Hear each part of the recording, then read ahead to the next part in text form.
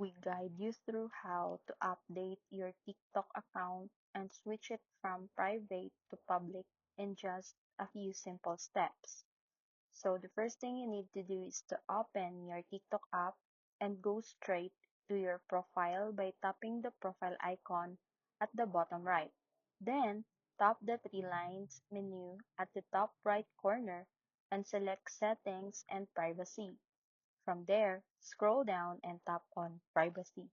Now look for the Private Account option at the top. If it's turned on, your account is currently private.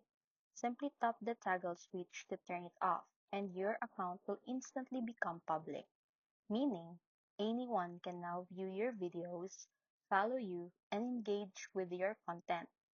If you want more reach and visibility, this is the key settings you need to change. Just make sure to review other privacy options like comments, duets, and speeches to control how people interact with your content, and your TikTok account is now in public and ready to grow.